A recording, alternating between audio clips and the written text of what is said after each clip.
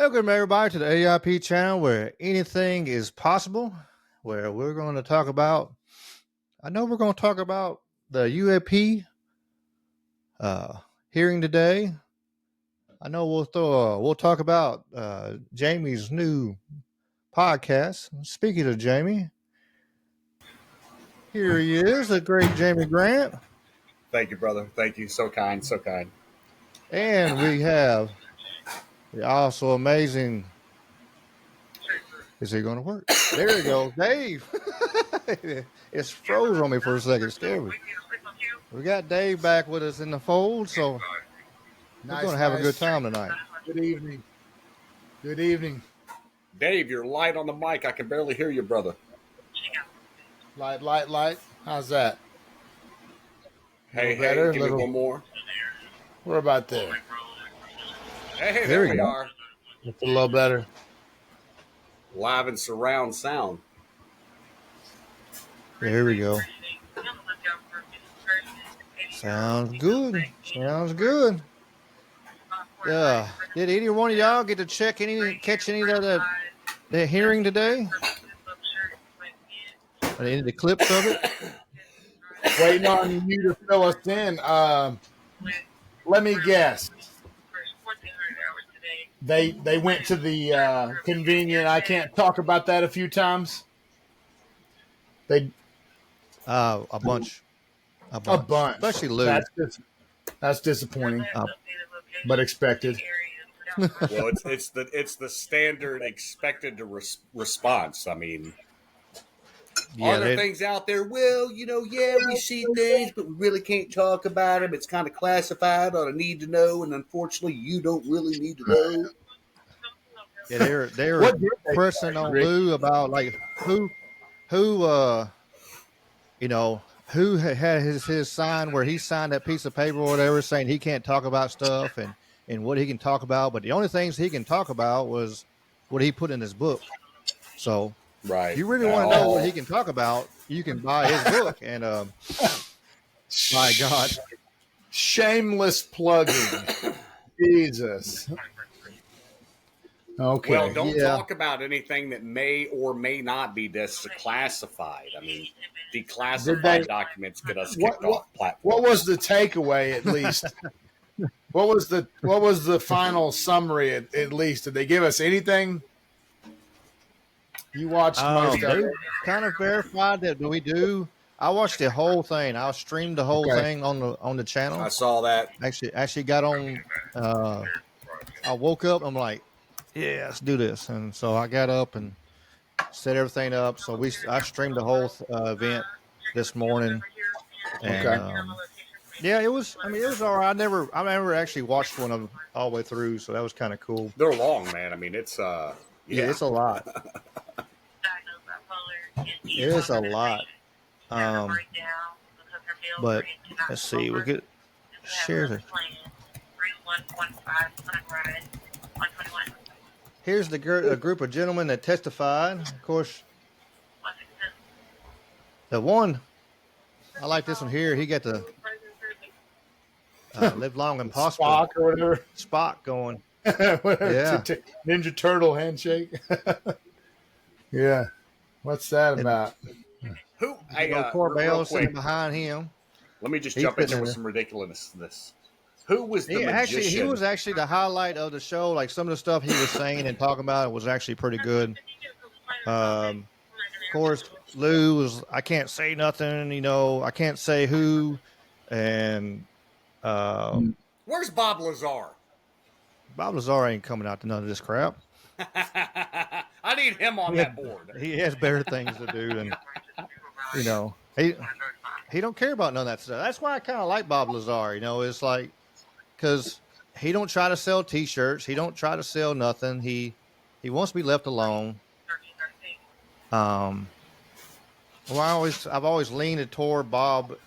He did come out and didn't want his name, and then it turned around. He got leaked where he actually had to bring his name out there. But he's never tried to profit off of it. The guys that try to profit off of this makes you wonder and ask questions.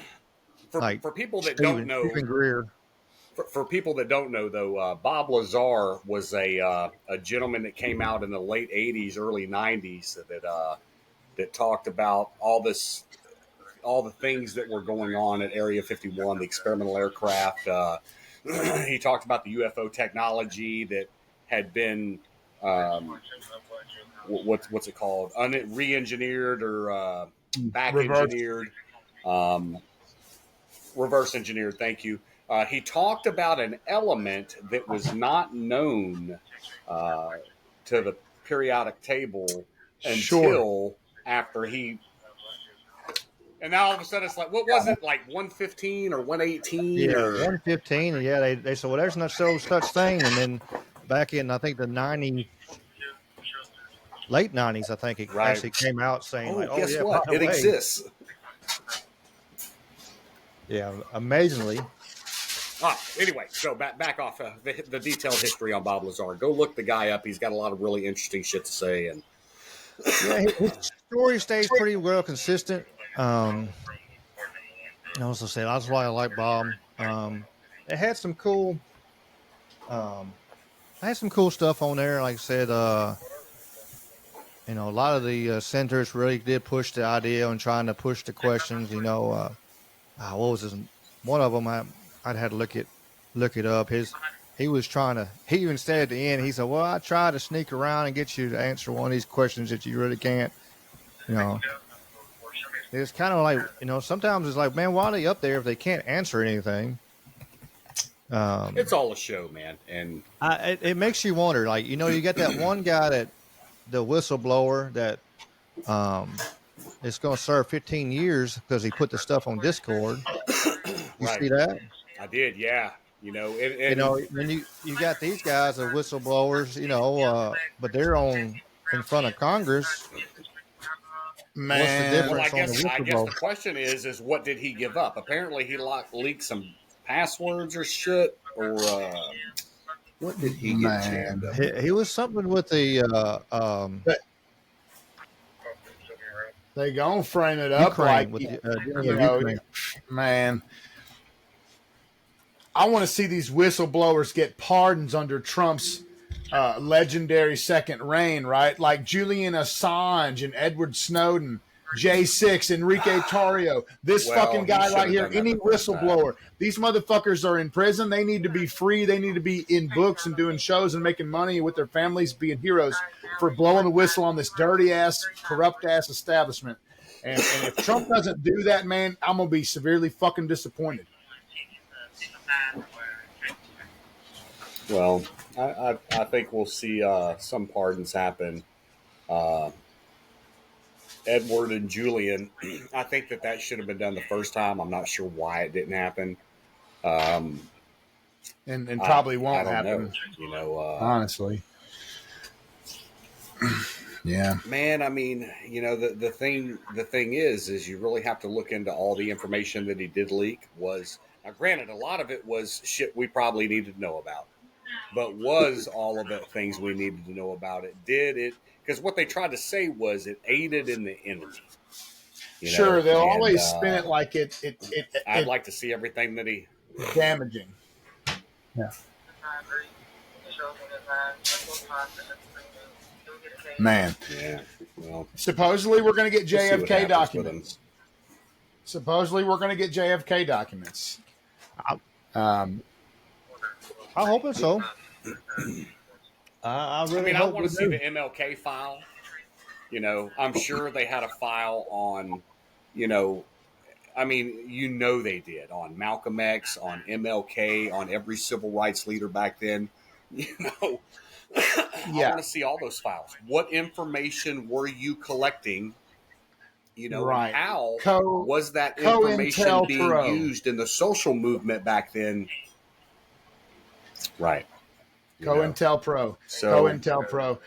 JFK. You see 9/11. You see these politicians that. You see these politicians, man, that pretend to be part of everybody's movement. You can't be a part of everybody's movement. So what marketing strategy are you using to lie to all these people to get ahead, and whose interests are you really serving? You know, if we know you're lying to everybody, who are you really serving? You know, I want to see all those documents. I feel like I'll say I want to see the moon landing documents. What about the they Epstein made a list? movie that showed us what happened on that. Now they just made a movie for us. What about the Epstein So- list and the fucking Diddy list? Like, all of it.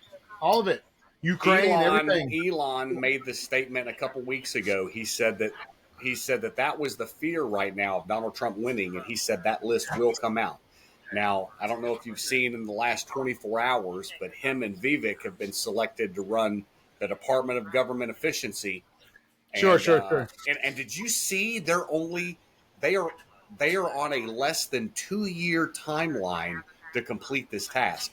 They're talking some 540 some agencies, federal agencies across the board, that they are going to cut down to 99 is what they're saying. You know, Yeah, but save your fucking records and hire I see a you, lawyer. Sammy. Right. Yeah, but save the records, hire lawyers also, right? That's the idea.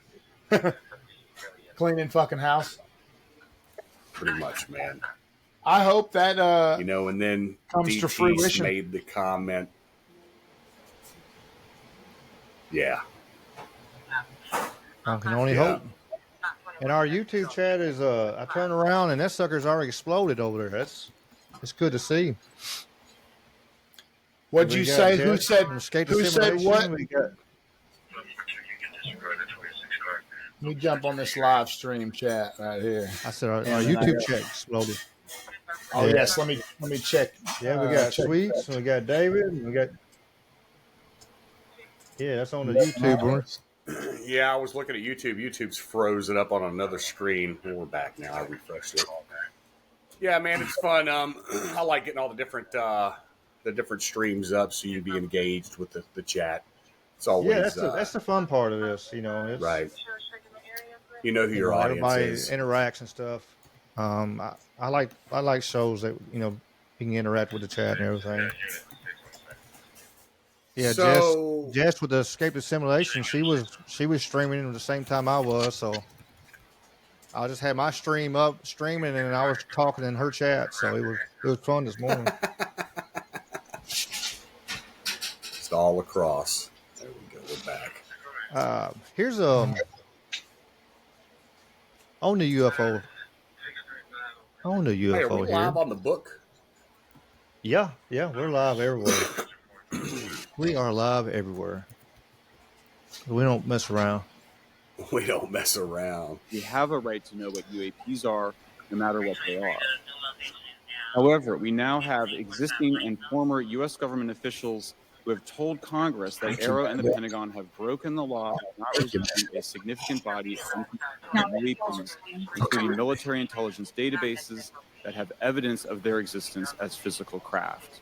One of those individuals is a current or former U.S. government official acting as a UAP whistleblower.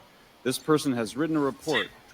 This is the report that says the executive branch has been managing UAP NHI issues without congressional knowledge, oversight, or authorization for some time, quite possibly decades.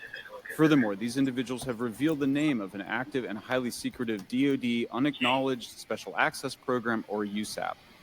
The source of that document told me, that the USAP is a strategic intelligence program that is part of the U.S. military family of long-standing, highly sensitive programs dealing with various aspects of the UAP problem.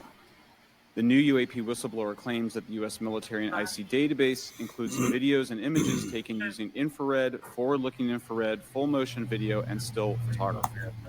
The report that was just shared with Congress says Immaculate Constellation serves as a central or parent USAP that consolidates observations of UAPs by both tasked and untasked collection platforms. Immaculate Constellation includes high-quality imagery intelligence and measurement and signature intelligence of UAPs, the whistleblower's report adds. The sources of this intelligence are a blend of directed and incidental collection capabilities, positioned in low Earth orbit, the upper atmosphere, as well as military and civilian aviation altitudes and marine time environments. The report to Congress details in detail various UAPs including spheres, orbs, discs, saucers, ovals, triangles, boomerang, arrowhead, and irregular organic. The report describes various incidents found in the human intelligence databases. One involved orbs surrounding and forcing an F-22 out of its patrol area. In another incident, the crew of a Navy aircraft carrier watched a small orange-red sphere rapidly descend from a high altitude of 100 to 200 yards directly above the flight deck of the CVN, or aircraft carrier. And since my reporting on this immaculate constellation last month, another source came forward who told me that they saw a roughly 13-minute-long, high-definition, full-color video of a white orb UAP coming out of the ocean approximately 20 miles off the coast of Kuwait. It was filmed from a helicopter. Then halfway through the video, the person said the orb is joined by another orb that briefly comes into the frame from the left before rapidly moving again out of the frame. The person discovered the video on SIPR, the Secure Internet Protocol Router Network, which the DoD uses to transmit classified information. A leading UAP researcher who utilizes the Freedom of Information Act to find out what the government knows, John Greenwald, told me last year that the U.S. government had been increasingly denying his request for UAP information. He has been doing FOIA requests for 27 years and has an archive of 3 million pages. The government has for decades denied any interest in UFOs, he told me, but the documents that he has assembled show that behind the scenes, it was a completely different story. Contrary to the hopes of many advocates of transparency, the government has been restricting more information since the leak of 3 UAP videos in 2017. The DoD organization AARO has been labeling many documents with a B7 exemption, which Greenwald says does not make any sense. Yeah, it's a wild. You know, I wish they could just come out and just say it and be done with it. And they're not going to. That's the thing. They're going to keep bullshitting around it. You know, it makes you. I forgot to turn my little lights on. It makes you wonder. You know, it's like, well, why aren't they saying anything about it? I mean, kind of, what's the point? What's the why are we spending money to do this? Which we spend money. We spend money to throw stuff away anyway.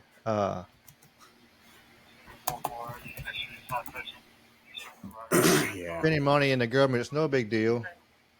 Like this here, I found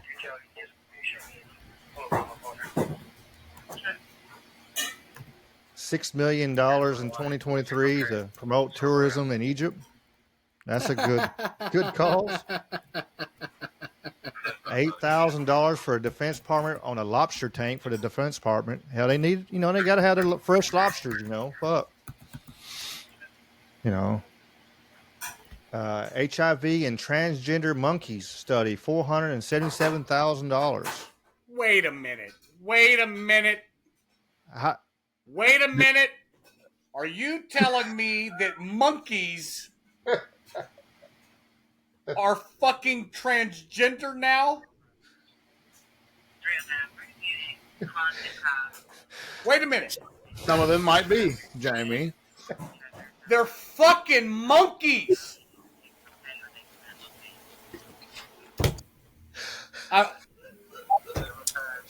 That's where we come from. Part last time. We come from transgender monkeys. They're monkeys. The frogs it's part of the water that turned the frogs gay. My mind is fucking blown. It's the atrazine in the water. $500,000 on it. Like, does the monkey now wear a dress? Oh, I've seen an orangutan in one. I don't know, man. They spent $33 million. It might be the same monkeys they've been doing all the medical research in South Carolina that released the 40 that just went missing. I'm sure everything's fine over there. I saw Outbreak. Yeah. But they spent $33 million on them, and hell, I don't know why they tried to run away. Getting spent that much money on them, and they spent $200 million for the poor. Ricky, are we doing operations on the monkeys?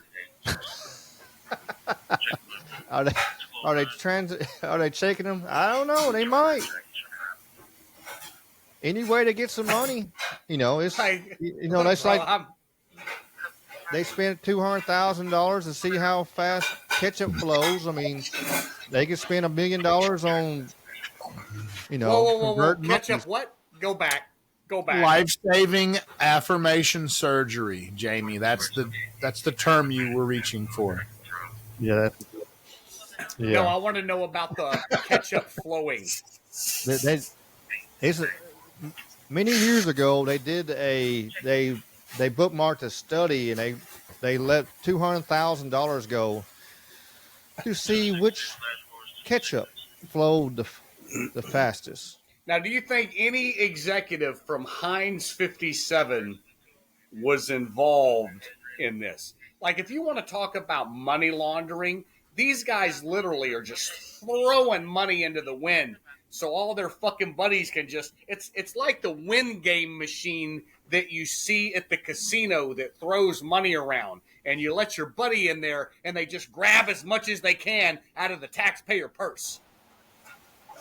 We should do that. We should do that. If you're gonna come to Congress with some bullshit and say, okay, look, we're gonna fund your bullshit, but you got to go get in the win machine, and you can only keep as much as you get. That's my solution for the bullshit funding. I'm done. I'll shut up now. Fuck. Transgender fucking monkeys. They had well, it'd be like We'd still be getting screwed, but we'd just it'd be without the it'd be without all the fucking the bullshit camouflage. It would just be this is what's really happening anyway. Hey, do you think those monkeys have hours of counselors and psychotherapy services available? Like, do they sit on a couch and talk about their feelings before they go get a bunch of hormones and their dick chopped off?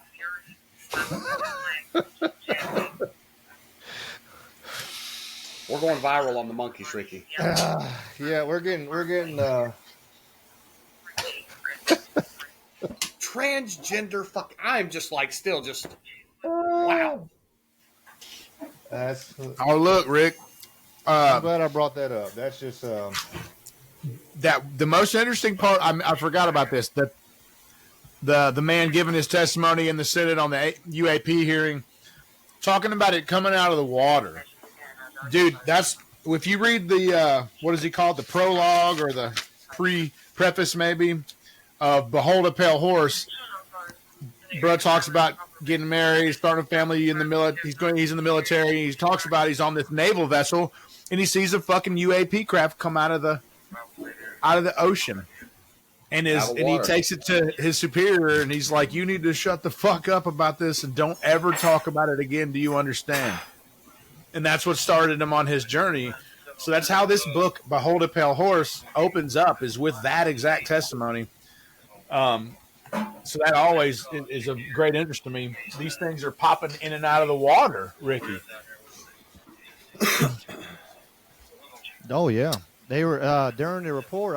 If I find the clip, something happened when I recorded. When I actually went like full screen with Riverside, it messed up on me today.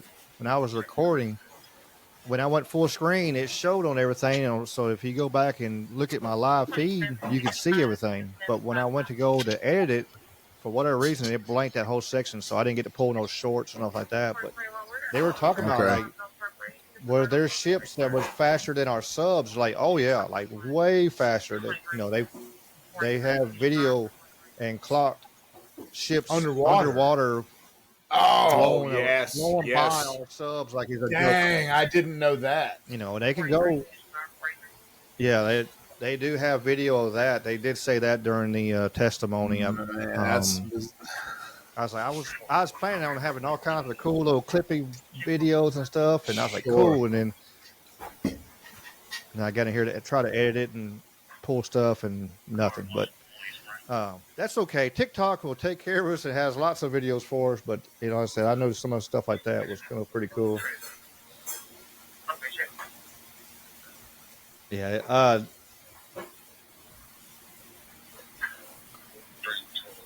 I won't go straight ADD on there. So that list of ridiculous. Did you see AOC is asking for the? I was gonna say, did you see AOC is asking for all the accounts and podcasts that the Trump voters are listening to? They want to know. She wants to know for research purposes who everybody's listening to. She's coming to shut everybody down. I tagged Sam Tripoli in it. I was like, they're coming for us, Sam. I try to see what else I had on here, easy to find, but yeah. I seen another in talking about wasting money. I seen there was a hearing, and the senator pulled out this bag of grommets. He said, "You know how much the Air Force pays for this bag of grommets right here?" And they're like, he's like, "I don't know."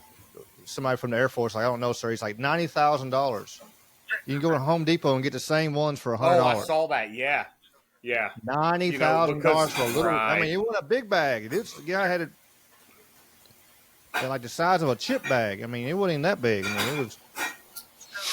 Hey, have you been following Elon on Twitter? I do. Let me tell you something. The shit that he's been posting, and I say shit because it's fucking funny. Like, he is shit posting like you wouldn't believe. And for people that don't know what shit posting is, sometimes it's just funny. I just want to share something with you if you don't mind, Ricky Pike. No. Let me go ahead and throw this up there. We're all over the place as always. I don't care. There are two things I want to show you. One is this right here. The big government machine. It's afraid. In case you don't know what movie that's from, that's Starship Troopers. But this is what I saved that I wanted to show you. You know, Elon has met with Trump several times, right? And comment that he made. Part of why Kamala's getting so much support is that if Trump wins, that Epstein client list is going to become public. Yes. And some of those billionaires behind Kamala are terrified of that outcome. Yeah. Do you think Reid Hoffman? You know, I think that's where he asked if Reid Hoffman, in case you've not seen the full interview, he asked if Reid Hoffman is one of those people that are scared. And Elon point blank goes, yeah, he is. He don't care. You know, it's one of them things like, you know, he's the richest man in the world. He don't care. It is what it is. Right. I mean, you got that kind of money. You don't give a fuck. Look, bro, listen, if I had that kind of money, I would be dangerous because I barely got a pot to piss in and I already don't give a fuck. Like, it's just, but have that kind of money to be able to just not give a fuck and leave the country, bro, man, sign me up. God, I hope I hit the lottery. I hope my parents do. I don't play. I want my parents to, so they'll take care of me. I actually have a good relationship with my parents. I know some people don't, but right. Here's another cool video from the. I know we're all over the place, it's bouncing, but it's just normal. Back to the hearing. For the last decade and a half, I learned that certain UAP programs were and are operating without any of these elements. Although much of my government work on the UAP subject still remains classified, Festa secrecy has led to grave misdeeds against loyal civil servants, military personnel, and the public, all to hide the fact that we are not alone in the cosmos. We are not alone. So here's the question.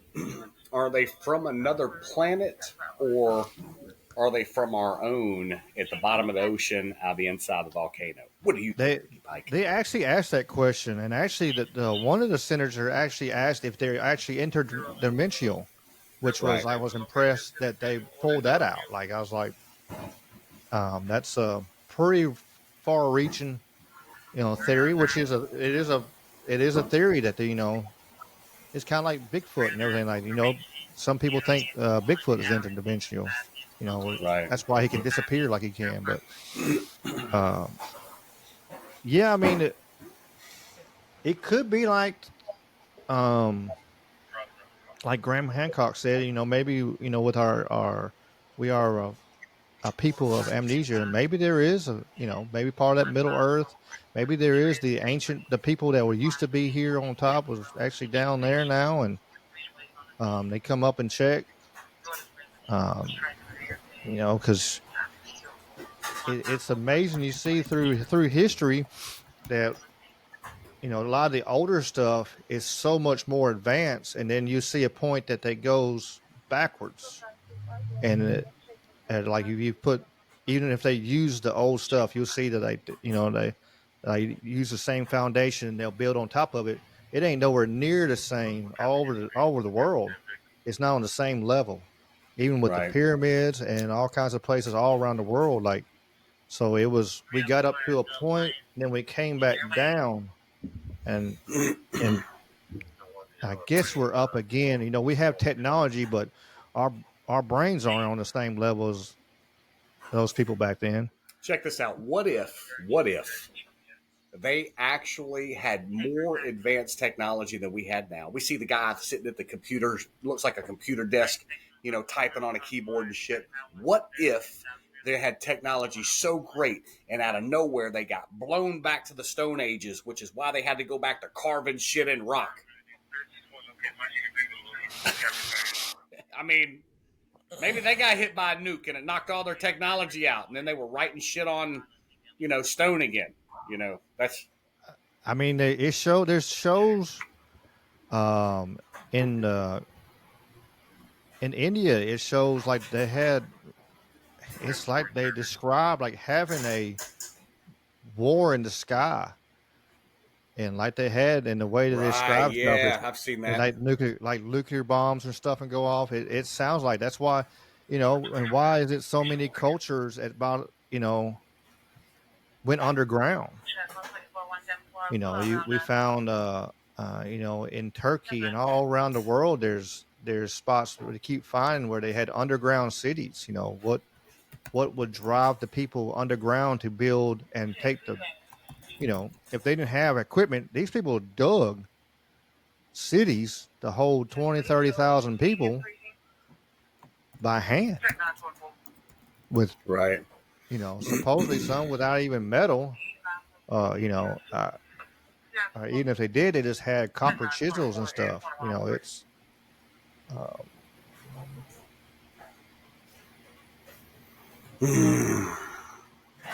Yeah, there's too much commonality between these different civilizations on different continents, thousands of miles apart, that depict the same images, the same technology, you know, um, you know, the common data would say that it's not coincidental. You know what I mean? That's what I'm thinking. yeah, I You know, agree. I mean, it's not. There's no. I mean, it don't have to be. You know, we've all seen the Ancient Alien show, and and it's how I got the first few seasons sitting on my hard drive down here. But I've always enjoyed it, but it don't always have to be ancient aliens. But there is for sure there was connection. They had boats they could get around. The people were using boats for a long, long time. It's just like the United States. They thought it when we first went to school, and we're all three of us around the same generation. 1492, Columbus sailed the blue. That's who he discovered over here, and now we know Vikings were over here, and everybody was over here at one point. right? Um, so it's yeah, it's uh, the ability, and it's just a lost knowledge, and some of it is like there's a lot of verbal history, and if you lose that people, you lose that history of them people, and if nobody's passing along that knowledge and they don't write it down, there's no Right. way to find it out. I mean, if it's not, unless they write it on stone, hell, it ain't gonna last 5,000 years, 6,000 years, unless Right. it's in the right climates. Unless like you're in the desert, I mean, it's dry. That's when you find wood and stuff like that. But or you're underwater where it could, maybe stay for a while. But Well, not, so much of the ocean is not explored. oh no, a small percentage. Yeah, and the trenches, these different. I mean, hey, let's just talk about the anomalies of the Bermuda Triangle. And what's the other one overseas in Asia, the Dragon Triangle, or what's that called?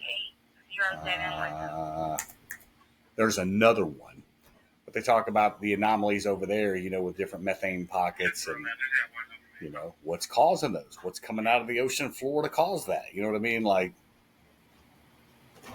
yeah, who knows? It's a good question. Uh, it's a great question. I don't know. So, hey, what was the change? Why the change? Why the change in verbiage from UFO to UAP? Why do you think it's so necessary for all the verbiage today to talk about UAPs versus UFO? I'm not sure. I think part of the problem is we've always had such a negative context. If you say UFO, people look sideways at you. I saw a UFO or UFO this. People look. Well, you're a crackpot or you're a kook or you're crazy. So if you change how you say it, maybe you could get some ideas without jumping to conclusions right away. Right. Do you think the community, the research community, is pushing that change for that vernacular, or did the government? I don't even know. Or did the government come out with that and say like we're going to call it this now? I mean, UAP is it's a more expansive term, right? Phenomena as opposed to objects. So, for example, lights and other weird shit could be under the umbrella of UAP, and maybe UFO didn't quite describe that accurately enough because it's not maybe in some instances an object, but a light or a phenomena. I'm just wondering the history of that. Yes. It seems like it's to our benefit though, Ricky, like to have another new term without all that baggage. It's like I almost kind of welcome it because it's like, wait, what's a UAP? It refreshes the discussion almost. Yeah, I agree. I absolutely agree. So I just found an interesting video on Twitter. You may have seen this before. I believe this video is allegedly of what was it, the Indonesia flight 370 that went down. Have you heard the stories about it allegedly being basically disappeared by a UFO? You ever heard that? Yeah, I have. So apparently this video is real. It's been verified through somebody. I don't know whom, but this is pretty interesting. Check this out.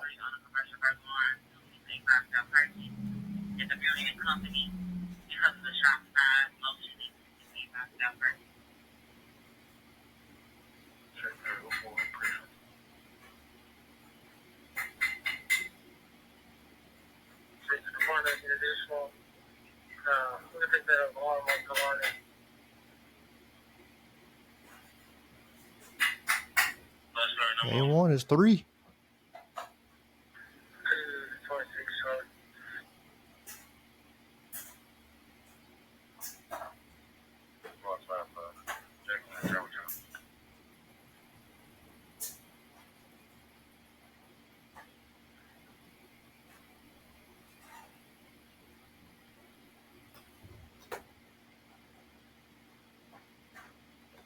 Now, Damn. I don't know what your thoughts are there, but that aircraft just disappeared.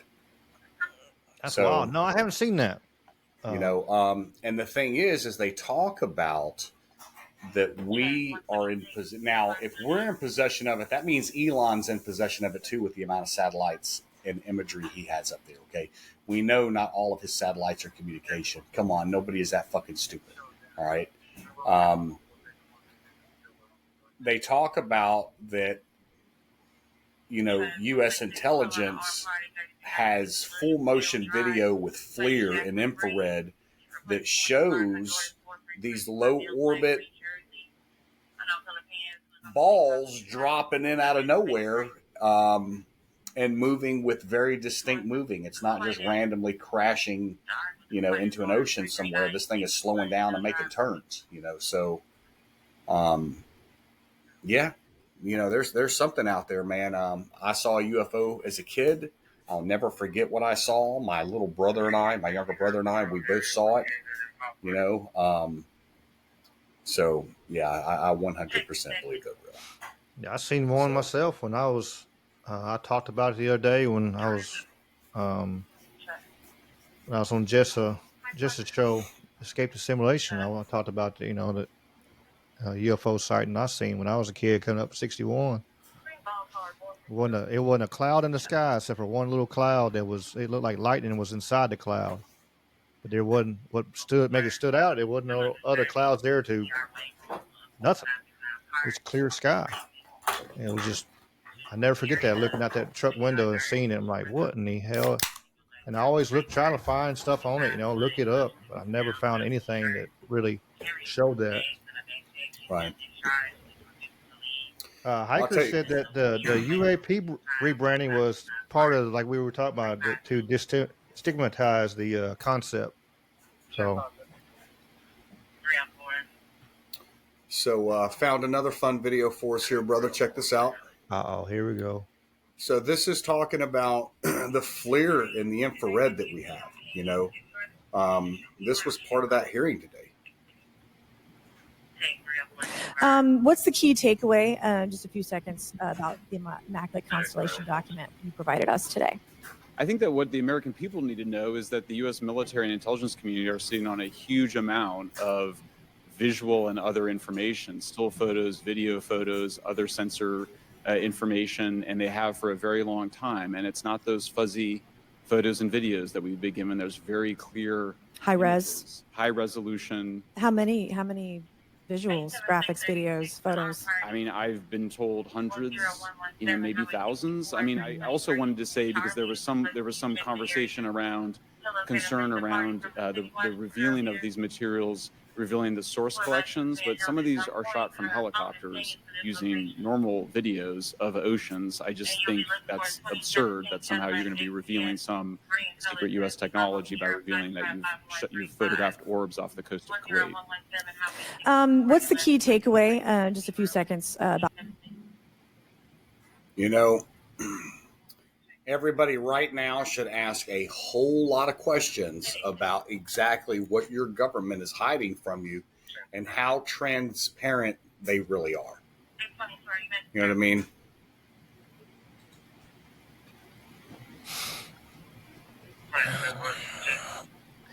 I just realized I lost my mute here. Oh, you're good. Yeah.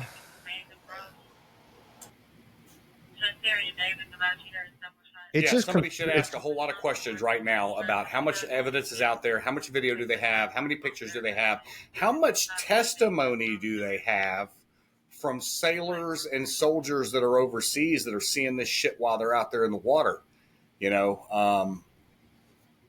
Where's that testimony at? Because it exists.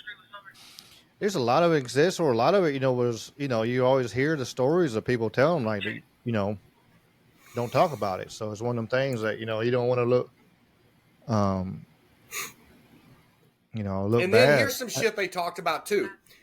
This Lou Elizondo guy, he testifies that we have communicated with UFO-related non-human life forms.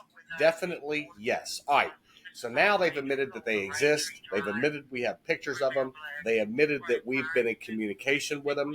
So is this some kind of pre-Donald Trump drop to, like what's the, we've been trying for years to get all this shit out. So now here we are, a week post-election. What's this distraction? Exactly. If you see a bunch of stuff, it usually is a distraction. I hope I'm not right. I really don't. What keeps going in the back of my head is like all of a sudden they've been pushing the last couple of years. They've been pushing UFOs. They might be real. They leaked the Tic Tac video. Now you got that squid or where the hell going over bases and all that kind of stuff. I I hope I'm not right. I really hope to God Almighty I'm not right. But it's kind of like they're gearing us up for Project Bluebeam. There it is.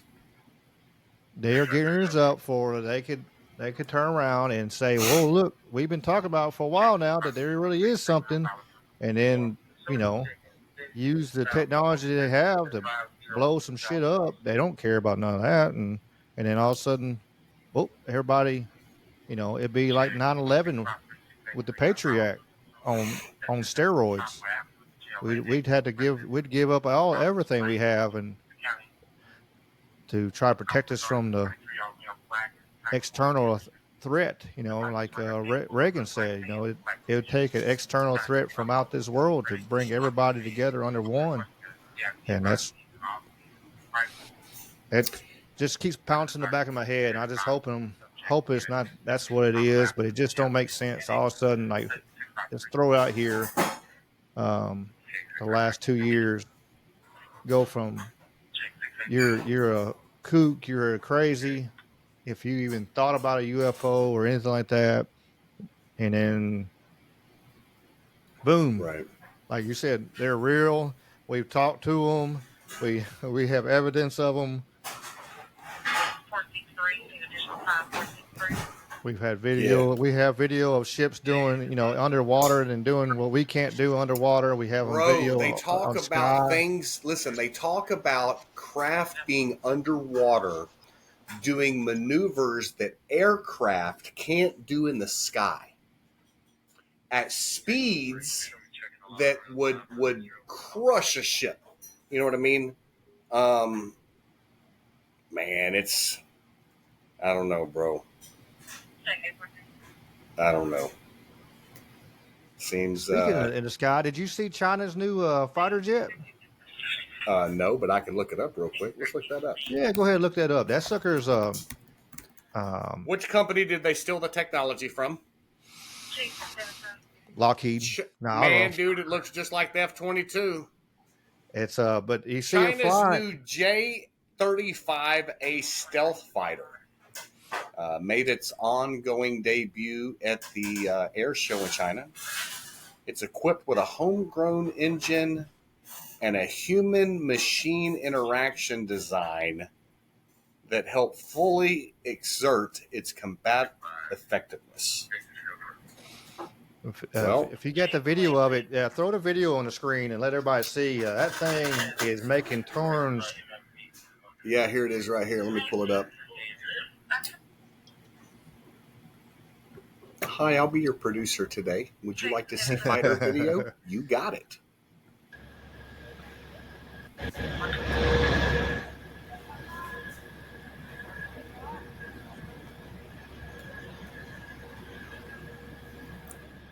The new electric version is so quiet.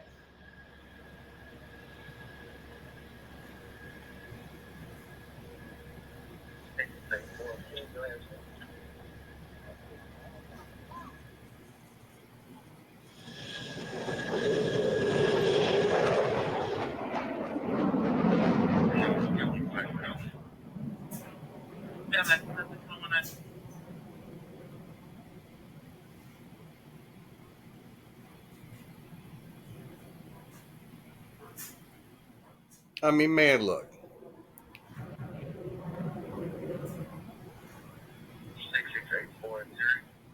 Iterations. See, it's the same fucking aircraft, bro. They jacked our technology again.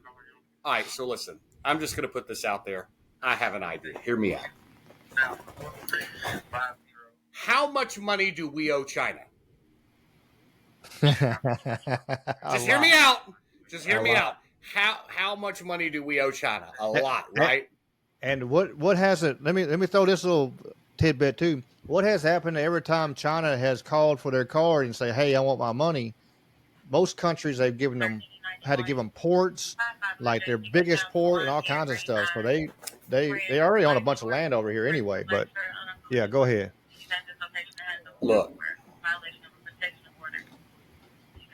just tell them to go get fucked. Okay? Change your number. We're Americans. Let's just do it like Americans do. Change your phone number. Tell them to stop calling. Just throw the notice in the trash. What the fuck you gonna do? You gonna come get it? Come on. Come on. Come on. I'll write you an IOU. And I can't hear Dave. He's talking, but we can't hear him. He muted himself. Oh, He snap. I muted muted himself, it. Dave. There you go. I said it's like the old adage, man. If I owe you $100, I got a problem. But if I owe you $1 million, you got a problem. That's right. China right. owns Tell them to get fucked. $749 billion in debt from us. 749 billion? Wait a minute. Wait a minute. Not quite a Wait trillion. That's all? It is surprisingly What else less we owe? Where's the rest of this trillion? to the Fed itself. Japan, let's see.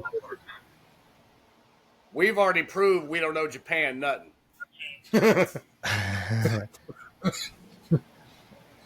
We owe them. Japan grew from owning 556 billion to just over 1.1 trillion in April of 2024.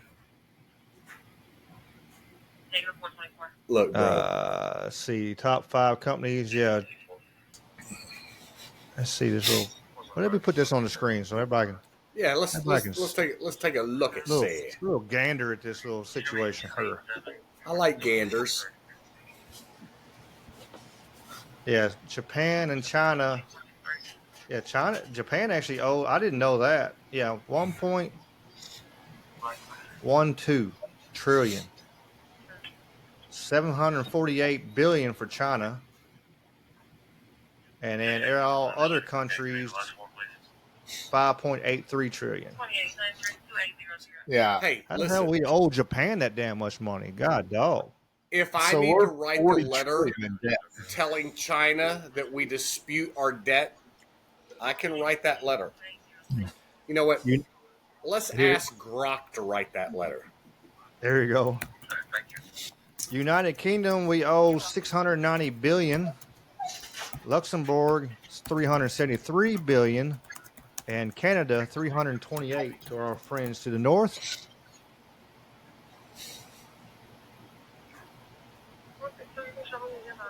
Holy shit. Holy shit. Holy shit. Listen, if I need to send this to Elon right now, I will, okay? Let me, you know what? I have to share this, Ricky, and then I'm going to read it out loud. This is fucking great. Have I told you how much I love Twitter? I asked Grok, I said, write a letter to China disputing the debt that we owe them. Dear government of People's Republic of China, we are writing to formally address and dispute certain aspects of financial obligations currently recognized between our nations. While we acknowledge the economic interdependence that has characterized our relation and substantial role that mutual investment has played in our prospective economic growth, there are several points regarding the debt held by Chinese entities that we believe warrant reevaluation. Currency manipulation concerns. That's right. Past allegations of currency manipulations to keep the yuan artificially low have implications of real value of debt. Bro, this is great. Non-market practices, intellectual property issues about all the shit that they've stolen from us, geopolitical man, listen, yes. We need to send this to Elon right now and be like, Elon, bro. Send it. So we propose a series of bilateral talks to review these points in depth. A forensic audit of the debts to ensure accuracy and fairness. discussion on how to account for currency value discrepancies over time, negotiation on trade practices to ensure they align with international norms, a framework for handling international property rights and trade and debt considerations. Motherfucker! Why are we paying stupid people to do shit that Grok just pumped out in 20 fucking seconds? Yeah. That's a good You question. just saved $200,000 right there. Dude. Copy link. This is great, man. Yeah, Let's you share. post it. Post link. I asked Grok to write a letter disputing the U.S. debt. Make sure y'all follow everybody on the Twitter, the X, to China. Davey, you want your Twitter handle out there? Oh yeah, at Redbeard the Pat. Let's see. Yeah, go ahead and let's see. I share it all the time on my Twitter, but I just want to see, make sure I have everybody out there. I want to ask. You got Jamie 2Gs, plus he also has Minfo Wars on Twitter now, so you can follow that also. And the Legend 4H is me, because I've done stupid shit. Oh, I gotta stop sharing. I'm still sharing this shit. You're good. But I posted it. Glad you didn't see anything else crazy. It'll be all right. Oh, that's great. Yeah, Hiker said in the chat on Rumble, and Sweets are talking about. Sweet asked, but she don't remember taking out any loans from China. Hiker said, me either. I said, well, that's right. If there are any loans, I want to see the money in my bank. Yeah. I concur. I don't owe anybody shit. They're like, well, every American owes $30,000. No. My credit is clean. I'm pushing an 840 credit score right now, and I got zero debt. All right, so I don't owe y'all shit. But if you want to come get it, zero debt. I just got my house. I ain't too bad though. Well, I do owe a little bit of debt on a property. Yeah, but I got about a 740 score right now.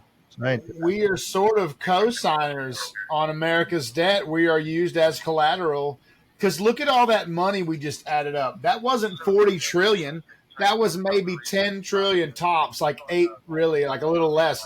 So where's the rest of the debt? Where's 80% of the debt?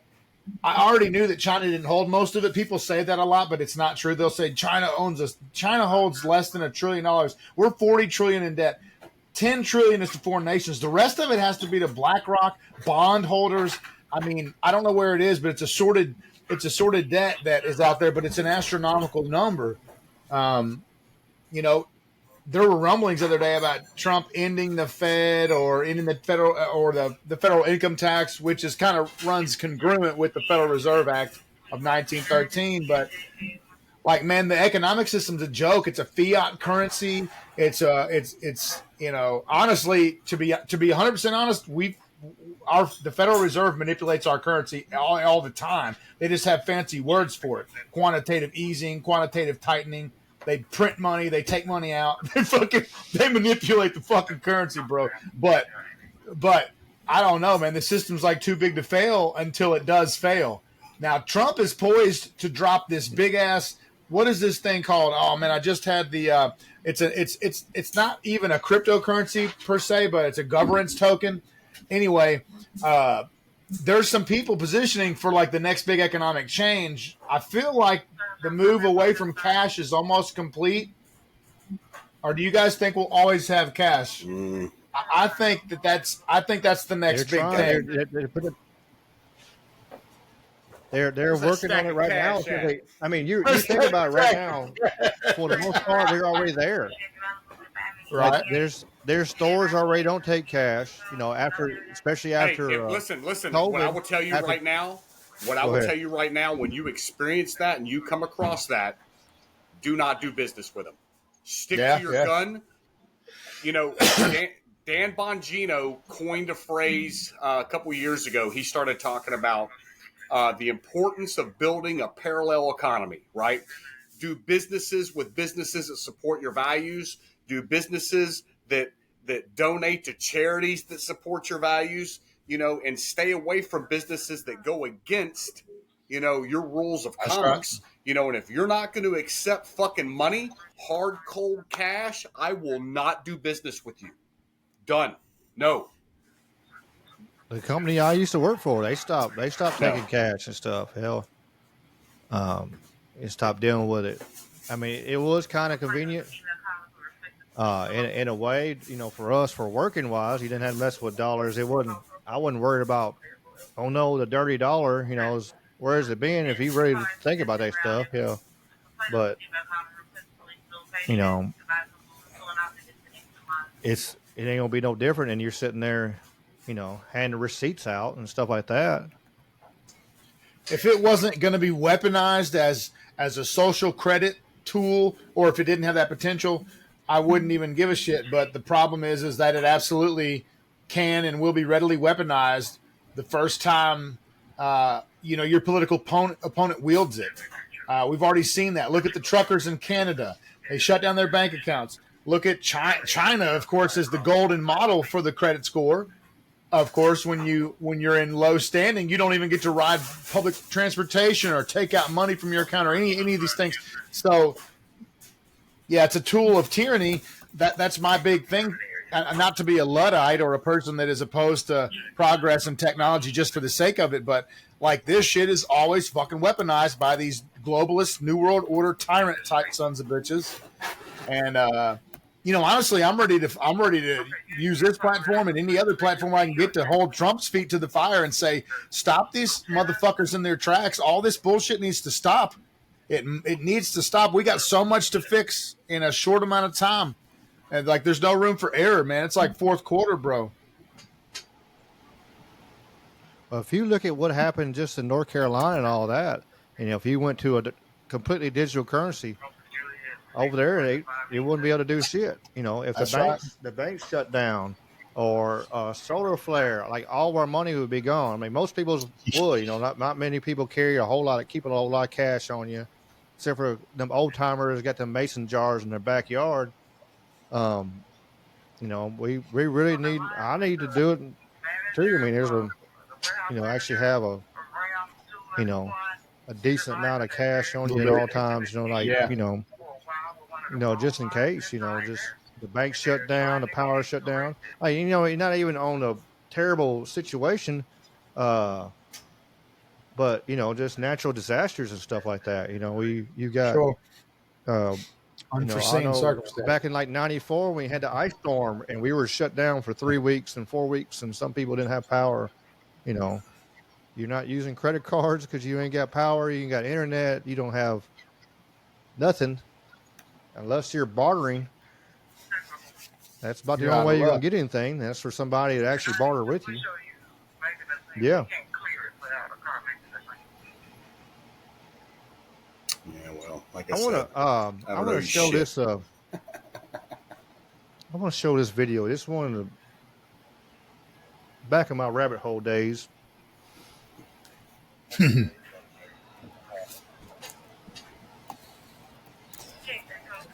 Every dollar in circulation is loaned into existence by a bank. The process begins with the Federal Reserve when they loan out money to the U.S. government and to other entities. You've probably heard this talked about before, especially in regards to the interest rate on those loans, which the Federal Reserve raises and lowers depending on the economic conditions. But what's never talked about in the mainstream is the fact that the Fed isn't actually loaning out money that they have. They are merely typing those dollars into existence on a computer.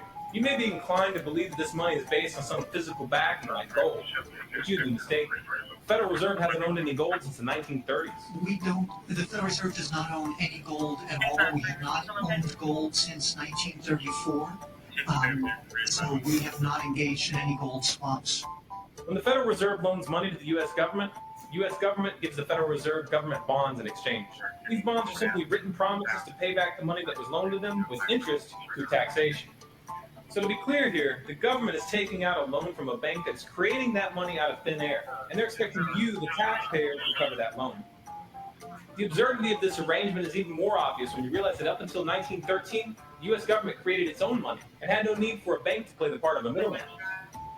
That new money loaned out by the Federal Reserve enters circulation through the banks, accumulates in the banks, and in the end, the banks end up holding all the cards. Not necessarily for the reasons you may imagine. Contrary to popular belief, the majority of money in circulation isn't actually created by the Federal Reserve, but rather by the ordinary banks that businesses and individuals use for their checking, savings, and mortgages. How is this possible? Well, like the Federal Reserve, ordinary banks are allowed to loan out money that they don't have. There are, of course, restrictions. Banks are only allowed to loan out 10 times the amount of money that they actually have. So if Wells Fargo has $1,000, they can loan you $10,000, and they expect you to pay back that $10,000 plus interest. This is called fractional reserve banking. 75% of all money in circulation is created in this manner. Now, as bad as this may seem, this is really only the tip of the iceberg. Most banks structure payment plans so that for many years, you're paying almost nothing but interest, and only start paying down the principal gradually. The result of this strategy is that in most cases, you pay far more in interest when you purchase a house than the house itself is worth. So here's the real question. If all money is created through loans, where does the money come from to pay for the interest? Let's say we reset the system to zero, loan $1,000 into existence, and charge 7% interest. We now have a total of $1,000 in the system, but we owe $1,000 plus interest, and that's more. The interest ensures that there's always more debt than money in circulation, because the money to pay the interest doesn't exist. Never has, never will. This would be obvious if there was only one loan being issued to one person in this manner. But when performed on a global scale, the reality is hidden and is transformed into a game of musical chairs where the person ending up without a seat faces bankruptcy and financial ruin. Because every dollar in existence is tied to a debt, this creates an unseen force that draws those dollars back to the banks, kind of like gravity attracts a physical object to Earth. The catch here is that it's the labor of the people that moves that money. Every hour that you work to pay back a loan or to keep the government from throwing you in jail over income taxes is an hour worked for the banks. The total receipts from personal income taxes just barely covers the interest on the national debt. And even the principal for that debt all ends up back in the hands of the banks. Now remember, that bank created that money out of nothing. Once you understand that the money that banks loan out isn't actually an asset, but is in fact a piece of legal fiction, it should be clear that you're working for these banks for free. This is a cleverly disguised form of slavery. If you manage to pay your monthly payments, then you are a successful slave, and you are allowed to keep the material comforts that come with that status. But if for some reason you fail to make those monthly payments, then the bank or the IRS comes to take your house, your car, and anything else you have of value. And if somehow, even with this enormous financial advantage, the banks still get themselves into trouble, you, the taxpayer, will be forced to bail them out. No matter what, the banks win. To say the game is rigged is an understatement. You might be inclined to think that if you live outside the United States and you don't use dollars, then this situation has no bearing on your life. But you would be wrong. The dollar is both the world reserve currency and the only currency in which oil is sold on global markets. This is often referred to as the petrodollar status. This means that wherever you live, whether your country is an oil exporter or an oil importer, you are affected. If your country is an oil importer, then you are affected by the fact that in order to keep your country running, you have to acquire dollars. To acquire those dollars, you have to send goods and services to the United States or to someone else who did. Likewise, if your country is an oil exporter, you are affected by the fact that you send your oil to the U.S. in exchange for this debt-based money. You are exchanging something of real and tangible value for digits on a screen. And if for some reason the leadership of your country grows tired of this arrangement and tries to pull off the dollar, you'll quickly find the United States military at your doorstep ready to open up a can of democracy on you. Iraq learned this the hard way when they switched their oil sales to euros in 2000, and Libya when they tried to organize a gold-based currency for Africa. Debt-based money is a masterpiece of social engineering, the ultimate tool of the ruling elite. Yet in reality, the whole thing is nothing more than a construct of belief. Our chains are the chains of the mind, and the path to freedom must also begin in the mind. If we want a better future for our children and grandchildren, then we must work right now to reach a critical mass of awakening. If this is a message you feel the public needs to hear, then be sure to like, favorite.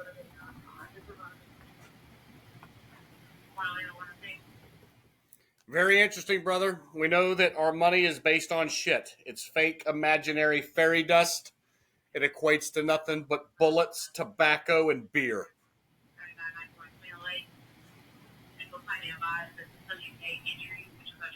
That's just what I think.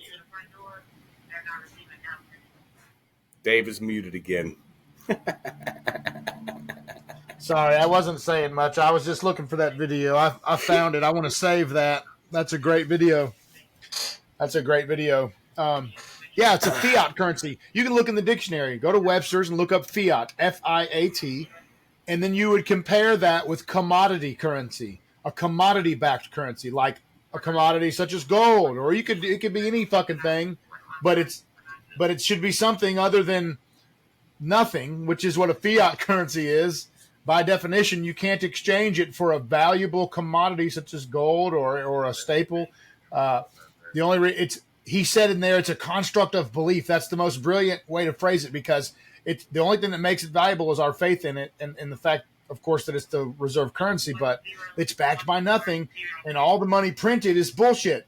And fractional reserve lending, he should have went over that more, because what that's saying is, I can loan out money I don't fucking have, but the interest comes back in, right? And it creates money from nothing. I've done no labor. I've produced no thing, and so it's a debt bubble economy. The Knights Templar figured this shit out first. They had stations all over Europe. Hey, did I send you good jiu-jitsu pictures? Rather than travel, say, to Jerusalem with your gold from France or your silver, you would put it in the bank in France and carry a check, a note that said Knights Templar. And when you got where you were going, you'd cash it. They quickly figured out they could loan people money and make a little interest on the side. And then they figured out after that they could loan out checks for sums that they didn't necessarily have enough money to back because it didn't matter. That many people participated in their scheme. And that's where we're at now. And that's the basis of fractional reserve lending. We are truly, truly getting fucked. So yeah, I'm mad having been reminded of that by that video, Ricky. I didn't want to make you mad, but yeah, that's there's some good videos on there, and some of the stuff is some scary thoughts, but yeah, he lets you change. Like, he wants you to spread that knowledge. Like, if you want to take his videos and spread them and stuff like that, repost them and get open kind of deal. He don't even post anymore. I don't think he moved down to Middle America. I think around Guatemala or something. He got the hell out of here because he was tired of it. Man. Yep. Economic tyranny, crushing economic tyranny, man. Yeah. We'll see what relief comes these next couple of years.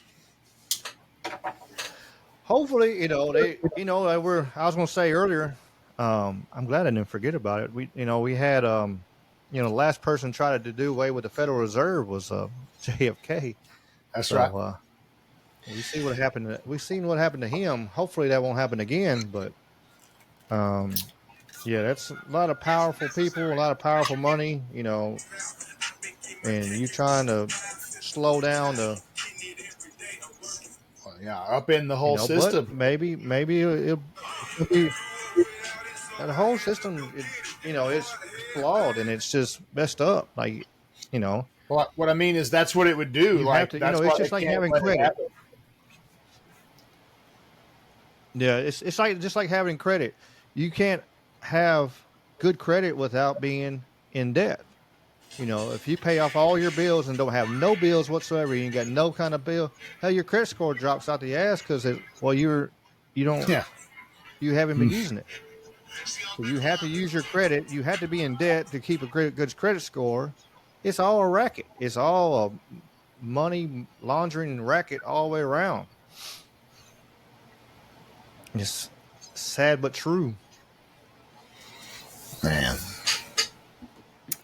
My other computer stopped running internet again. I don't know. It maybe got too hot over there. I'll probably get a cooler for it. Man. It was only a $15 computer, so I can't really be too mad at it, though. I got about $60 in it.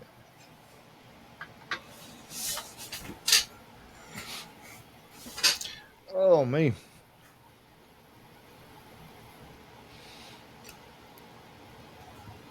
Hey, Josh. There we go. We'll I flip it got it. before we get into something kind of a positive. Hey, Jamie, You. let's flip our little podcast for a second. I want you to talk about your podcast. So make sure to clarify what everybody.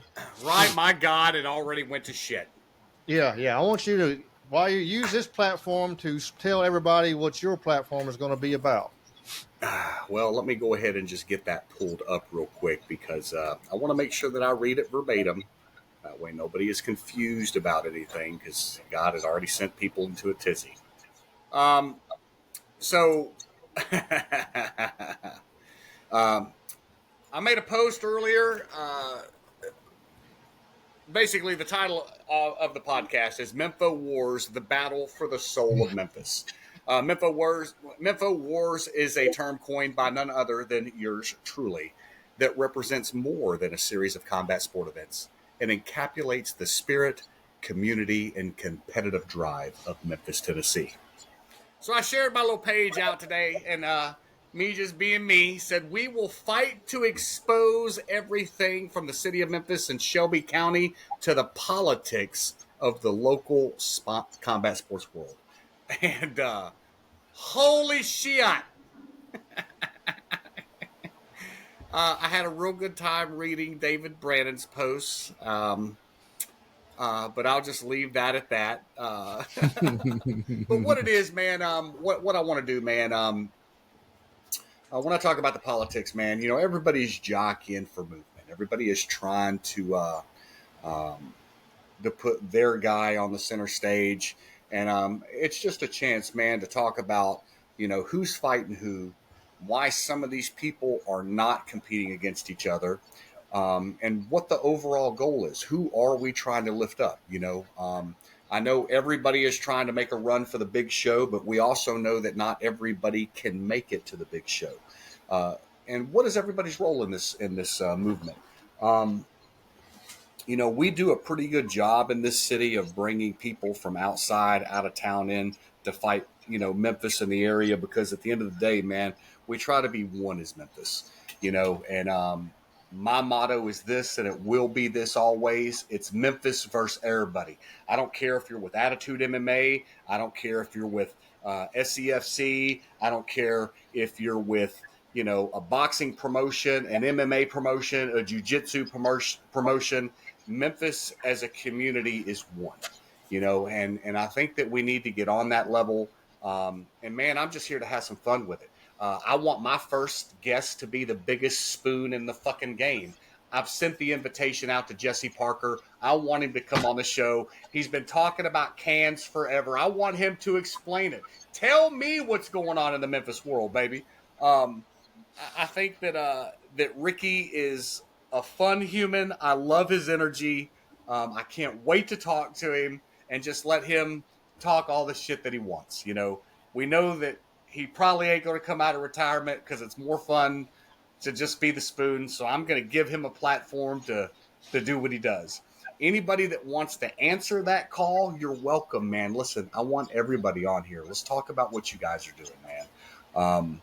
I don't want it to get twisted as this is a show to set Attitude up as we're the greatest, or another promotion up that's the worst, or anything like that, man. I represent this entire city, this entire movement across all brands, whether you're boxing, whether you're doing mixed martial arts, whether you're doing jiu-jitsu matches, man.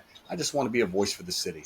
More than anything, I want to use it just as a platform to stir the pot, to keep the action hot, man, and to keep Memphis relative. Sounds good. Sounds good. People can take it for what they want, but it is what it is, man. I'm here for everybody. I've always said that. I want to work with everybody, and this is an open platform for anybody and everybody to come on in and sit down and let's talk some shit, man. Mempho Wars, baby. Woo!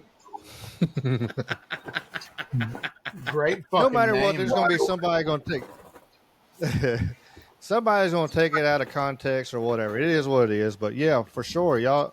If y'all want to get on Jamie's podcast, Man, Man, please hit me up.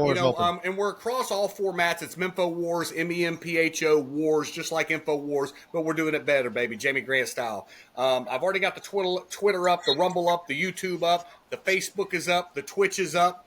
I'm across them all right now, so please give me a follow, guys. I need to build that following.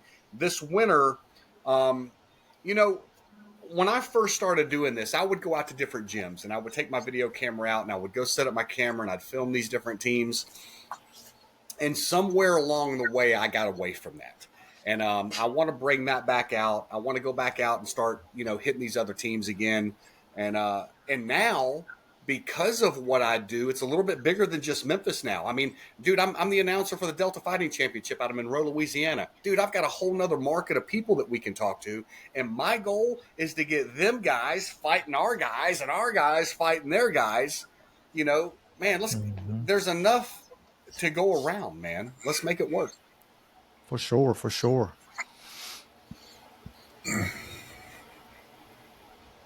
Hopefully people won't take it too sour. They'll be strong. They have to be, damn it. Because I come from the land of I'm Jamie Grant. I don't give a fuck. You are who you are. It is what it is. There are people in this city that already tried to cancel me once, damn it. I lived through that shit, so, It's going to be all right. I'm just me, baby. We just have fun. That's I'm loud. I'm obnoxious. I'm just... Take it or leave it, damn it. I told you about that the China plane, but actually I was wrong on the China plane. It's this Russian plane right here. I was scrolling along. I seen this sun gun. Check this mother out.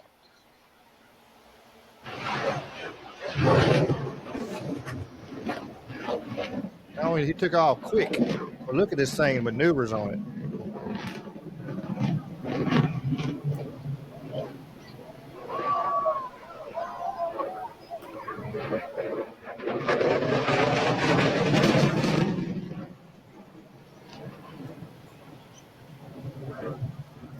Boy, look at that. Oh, my God, man. Yeah. That's what I'm saying. That damn thing is moving like a UFO. That thing is flat spinning and in total control. What? We're fucked. Yeah, that's a bad son of a bitch right there. Look at him. Yeah. He's moving around like a UFO. Look, he's pretty much. Look how quick it takes off. He took off within 100 feet.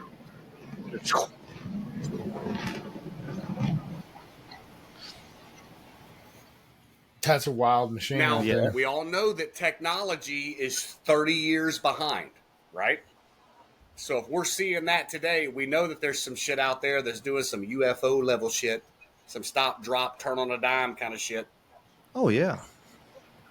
Look, I just want to go for a ride in one, okay? Like, can I get dibs on first ride? Look, real. I've not thrown up on a roller coaster or an airplane yet, all right? Now, I did get sick on a cruise ship once, but I think there was alcohol involved, so sign me up.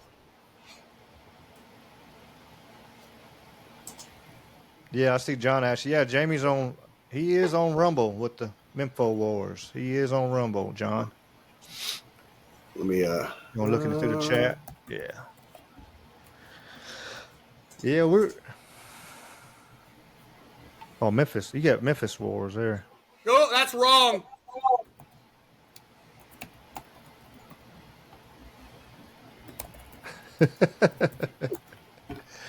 Dude. I'm a dumbass.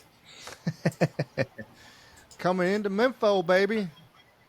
Man, if you can't laugh at yourself. Jimmy Valiant, baby. That's old summer gun is still kicking. I can't believe he's still kicking. That's great, ain't it? I love old Hampton Jimmy now. That's the man. Hey, look. Handsome Jimmy ain't got shit on me. Man. Let me just show you this picture right here. Bam! There you go. I look like a damn professional, Ricky. Two UFC guys standing on each, one of these days I'm going to be somebody.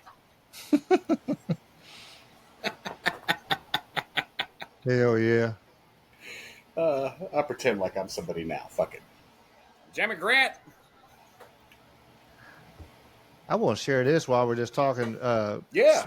Speaking of wrestling right here, let me shout out my buddies here. Big Daddy Storm came on the show last week and popped up. They have a show. I love being in the ADD. We're just ADD everywhere. I love it. It's just being up. They're going to be in Coldwater, Mississippi, the great fucking town of Coldwater, Mississippi, at the elementary school. Saturday. You can come in, it's going to be. They're going to take. You bring a can of food, you can get $2 off the ticket. The proceeds are going to the Coldwater Elementary PTO, so they're going for a good charity. You got Reggie B. Fine and the Birdman, Coco Beware, is going to be there. Come on. I got to go down and meet the Birdman. Mr. Connie, Iron Man 2000 is coming out of retirement. He's going to show up. He is a Tate County legend. And, of course, all the other stars of the Crossroads Wrestling, it's going to be a good show. It's going to be fun. The crowd's always into it. It is a lot of fun. So if you're local, please go check it out. Go fill the place up. Let's fill the place up. Like I said, you got Coco Beware going to be there. You got Reggie B. Fine. Man, Coco Beware, man. Connie, he was Iron so Man much 2000. fun. You got to come check it out for sure. Yeah, that's where I'm going to be Saturday night. So as long as somebody wants to say hi to me, I'll be there. Man, I may have to come hang out with you, my brother. Yeah. It's $10, and it's you get a lot of entertainment for $10. I promise you that. I got no doubt. And they, I've seen, because just the interaction with the kids and stuff, man, they do good, man. It's fun. It is fun. I think it's good that we do have our ADD moments, because we don't want to stay slamming gloom, doom, and hell and damnation all the time. We gotta have fun too. Yeah. There's so much bullshit. We got to have a little after showing that video, little happiness and sunshine. Yeah.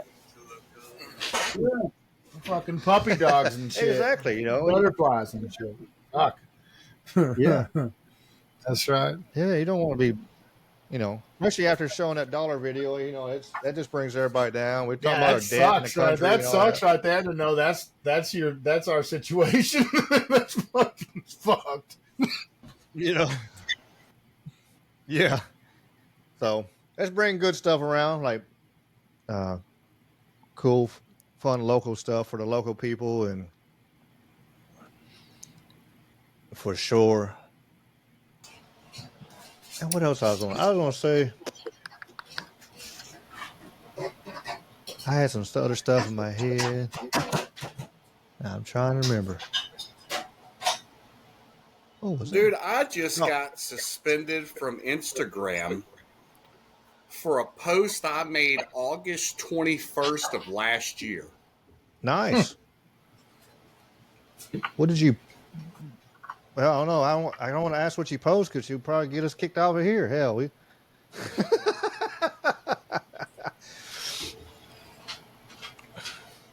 Well, I don't understand, because I can't.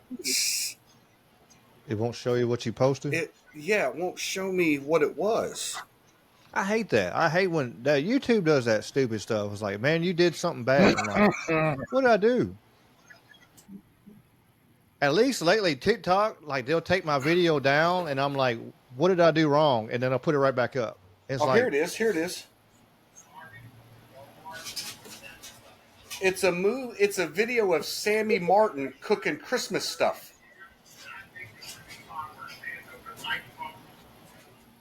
You got it. We're not gonna. Yeah, protest it. We're not going to have that, Jamie. You're not going to be doing that. Yeah, I'm gonna post it. I'm gonna post it to Facebook now. They're gonna get kicked off of Facebook too. About 3 years. It's crazy how they go back. Like, man, I posted this 8 years ago, but now I'm getting knocks off of my. I think this is. You were talking about that social credit score and everything. That's potentially right there for sure. What they could do, go back to our social media and history, and they got all our history and everything with using social media. They got face recognition. They can update their software all the time because people are always posting pictures and stuff, so we know what people look like. It's kind of now going back the other way. Going back to the sad part. Did you see some silly, stupid shit? Did you see Kamala Harris gave old Al Sharpton $500,000 for her to do her interview, but he gave it to his nonprofit, of course. This is called money laundering, is what this is. In case you didn't know, money laundering 101. Like, well, she gave a little blanket falling down on me. She gave $1 million or whatever to Oprah. Hey, no. Oprah says that she was not paid a single dollar for her endorsement and appearance. Now, I know that there are financial records from campaign finance forms that show she's clearly was paid 2 installments of $500,000, totaling $1 million. But no, she didn't collect no money, bro. That's what it's like. If you're so worried about everything, the world is, in your mind that's who your candidate was. Why are you charging money to go support them? You should, if you're so worried about the democracy in the world, why didn't you just go up there for free and say, hey, things that make you go, makes me go,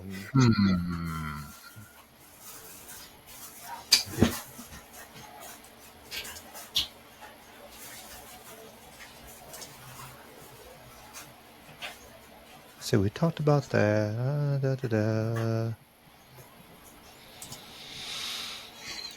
I keep getting sidetracked here. I've got pictures coming in. It's so awesome. He's all from the show. What do you for speaking on all this stuff we'll swing back to politics for a second.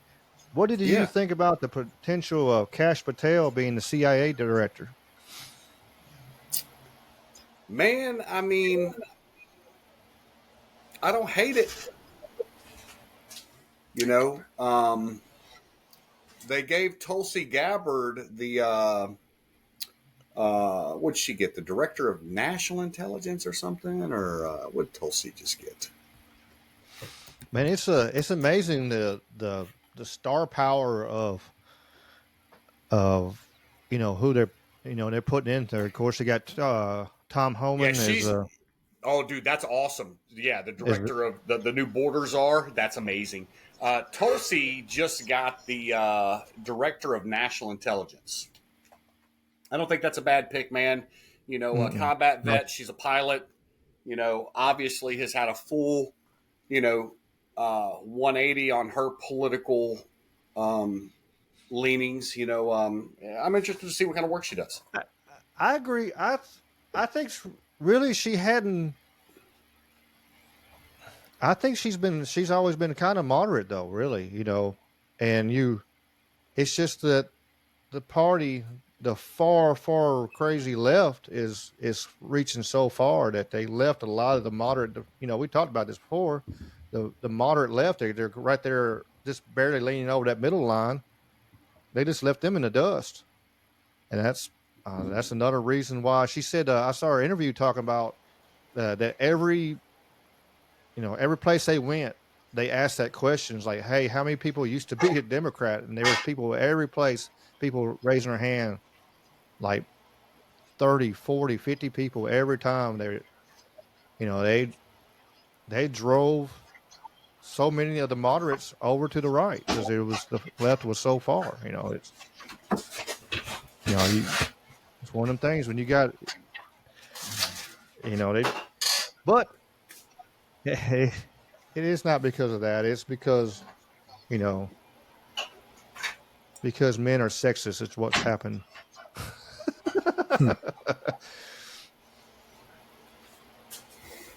That's what the news anchors want to say. Jeez, yeah, man, dude. Anything they can do to stir that division, and have you taken a gander down the Twitter rabbit hole and taken a look at any of the liberal meltdowns? Did you know that the women are shaving their heads?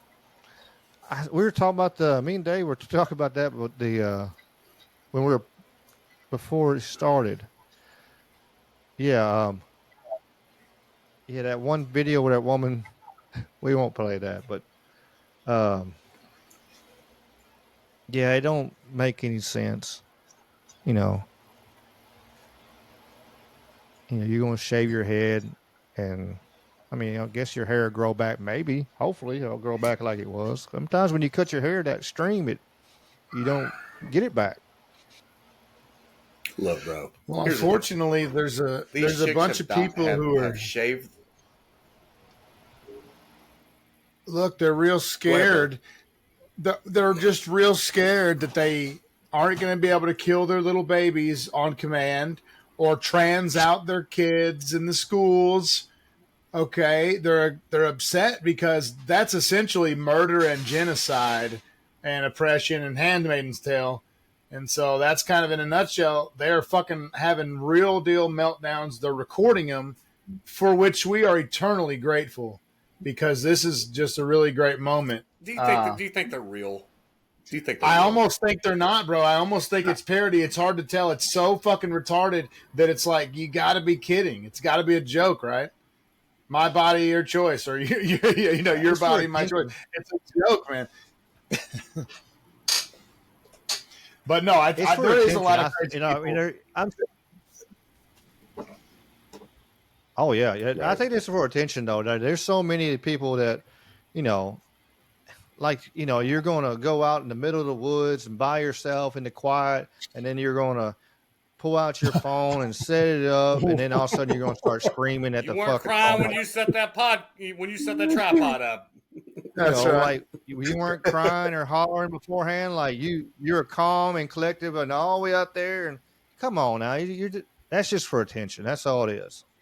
Hey, yeah. I want to be a cool kid because there was a couple people that are just batshit, and they actually record themselves going nuts. And everybody else, well, I gotta go nuts too. I gotta be cool like them. And like it's all it is attention. So I can go viral maybe. Maybe I can be the next Hot Tui girl if I go viral going screaming at a damn camera or something. Who knows? Yeah. They're pitching a fit. It's pretty bizarre. And you got the crowd that's there all like Project 2025, blah, blah, blah. And, which drives me nuts because it's like, hey, man, if there's anything to watch, it would be called Agenda 2030. That would be the fucking thing to watch. But of course, you're a conspiracy theorist if you talk about global government. So they're always worried about the wrong shit. It's unhelpful. It's crazy, man. But it is entertaining. I'll give them that. It for sure. Entertaining isn't even the word. Like it is enjoyment. Like I don't know if anybody remembers. Okay, but I'll take you back to 2020 when Trump lost, and these purple-haired freaks couldn't wait to get in your face and tell you to go fuck yourself, you fascist, and then just call you all kind of names, right? And now to watch these people have absolute emotional fucking breakdowns right now, is like the highlight of my day. If I can see you take a double take and possibly wreck your fucking car because you're too busy looking and gawking at my Make America Great Again hat, you deserve to put your fucking car in a telephone pole. Okay? Like, please, I want to see you cry in my face because I'm wearing a red MAGA hat. Give me the luxury of satisfaction of seeing that in real life. Please, my God. I'm done. I know you see the guys walking through New York with them on there. Oh, yeah, the side eye. Everybody was just, nobody said nothing to them, but they sure walked around. It was funny. Bro, I got no love for these fucking people. No love, bro. It just. Hiker said, I mean, that's not true. That's not true. I have a lot of love for these people. I have a lot of love for these people. Don't get me wrong. I have a lot of love. What I don't have tolerance for is the emotional outbursts because people have an incapacity to control their emotional bucket. If you can't control your feelings to somebody's disagreement with your opinion, you have a lot of hardships coming in life. That's part of the participation trophy generation that we that our generation made. We allowed them to hey, you're good. Let's the timeout generation. Which timeout's okay, and there's this time and place. You timeouts, and then sometimes you got to escalate. It is what it is. Hell, I used to get if I got a paddling at school, my mom would whoop my ass, and then my dad would whoop my ass, or my mom had to whoop my ass. We would go all the way down the line. Had to go down the I line. still get stupid shit, but I had to think about it. I was like, well, maybe I don't need to do this, But if you got, timeout, I ain't worried about that. I'm more worried about somebody whooping my ass than I am damn timeout. But that's the generation we made, and the next one's it's kind of worse than that. They can't, and part of it. And part of them, we've talked about is like, a lot of people are heavily medicated. They got them on everything in the world.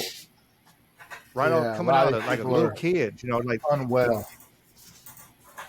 Yeah, and part of it is like you get kids that are just a little hyper. Like, well, we got to feed them all these damn Adderall and all this shit, and take their soul out of them, And then as they grow older, they never got to express how they truly feel about certain things because they've been repressed the whole time, and they have to turn around and happen to get off that medicine for a little while. Then they go ape shit and go, they can't handle their emotions. Instead of having all of the drugs and stuff of your own, and try to work through your emotions and have people, and reach out. And if you had to have on medication, some people do. Some people do need it. They got chemical imbalance and they need it. But not as many people that's on them right now need it. There's there should be a small percentage. It's not, it's just easy. Oh, I'm having distress. Well, here's that Xanax bar right here. Take that. You're good. Well, just handing them out like Tucker. That's something different. Before he left Fox, he did 2 segments. Both of them were on a faulty premise. One was on brain plaque and its contribution to Alzheimer's and how that model had been disproven, but there was a consensus to basically keep going with it so that the research funds didn't dry up. And a similar scandal within the research community of what we're talking about, ADHD, ADD, and these basically Ritalin and these different medicines. One of them was the model of SSRIs, selective serotonin reuptake inhibitors, psychotropics and stuff, and just how that there were fallacies within the model that the community knew about, but to protect research funding, they just they ignore, and that just kind of it just plays right in hand with the rest of the big pharma system that is so fucked. I am kind of, I do hope that the whole Maha thing will bear some fruit, and we can get some, like we talked about, get some of this bullshit out of our food, water, drink, medicine, etc. Clean up some environmental factors.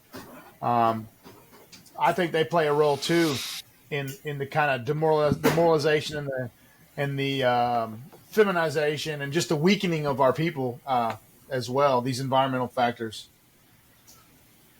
Oh yeah, they take a lot of this stuff that we have in our food, and we've talked about it on this podcast before, that so many countries in the world ban what we have in our food, and it's because what it does to people. You got all these dyes and stuff that cause people to have be hyper. And then you turn around and you put these red dyes in this food that cause you to be hyper, and then, all they're hyper, so we got to put them on these medicines because they're hyper, and the only reason they're so hyper is because they're on all these damn red dyes and everything else. Yeah. I mean, do you think RFK is going to clean house? Like, what's that time frame look like? I hope. Well, he's pro-vax. I have hope. He is pro to a point, but he was been talking about, like, autism rates, and we're going to get taken down on YouTube. He was talking about autism rates and stuff like that. As long as we don't say our favorite uncle, we'll be all right, maybe. But he talks about autism rates, and when from his generation to the point, of 1 in 35 now, it has autism. Yeah. So he is raising some. You see all these poor babies, like, and side effects and stuff. Like you're dousing them like with 60 different vaccines, like boom, within their first 2 years, like. Yeah, like that's just bombarding their poor systems. And there's a woman, their poor child. They took him to get his vaccines, and now he don't even talk anymore. He just quiet and just fucked them up. Yeah, and I mean, and they're like, well, that just happens to a small number. Well, something's got to give. Even if you're only doing it on a small number, but the autism rate is astronomical than it used to be. You think about even friends and people you knew in school, even if they didn't call it that, but we know how the signs of autism now and what they call it. Ricky. We did not have that many people with autism when we were in school, and that was only 20-something years ago. I do. I work for a side job. I'm not going to call them out because I don't want anybody to get doxxed. But I work for a job where I have a lot of interaction with elementary kids' schools throughout the area. And it's sad to see the amount of autism. Now, people will try to say, well, it was the same back then. It just wasn't as noticeable, or it wasn't just as out in the public. No, man, listen, I'm talking about high spectrum. Like, these kids they're on the chart. You know what I mean? And the number that you see compared to just 10 years ago when my kids were in school versus when we were in school is amplified by, I feel like 100, you know what I mean? Like, I feel like it's more than tripled or quadrupled, or, everyone I know curious to know is affected what by the right. I would be curious to know what the special ed numbers look like from the 1970s and 80s when we were in elementary school and getting into school to what it looks like now in the 2020s and in the 20 teens, what that number looks like. Is it 1 in 30? Is it 1 in 15? Is it 1 in 7? Like, how many school age kids, Ricky? You know that? I know RFK said something guys, like, 1 in 35 have autism now. 1 in 35 children. It used to be like 1 in 6,000, that's Ricky. And now it's like you said, 1 in 35. And And you know That's do you incredible. guys know when this change occurred? There's one primary driver. There's one event that occurred, and you can trace this damage to that event. And it was under Ronald Reagan. It was the 1986 Childhood Vaccine Injury Act, and it gave legal immunity to the manufacturers. From that date forward, you could no longer sue them if their vaccines hurt you. And guess what they decided right after that? Oh, shit, we can't get sued. Guess what? You don't need 7 shots. You need 37. And over the next 20, 30 years, that fucking schedule exponentially multiplied, but so did the damage. The spectrum of damage is wide, as you said. Everything from a highly one end of the spectrum all the way to mild effects, and of course everything in between. Of course, death as well. Some people die, and the reason is a lot of people say that's what it is. Right? I mean, that's where a lot of people say like SIDS. That's where SIDS come from. Is from that increase.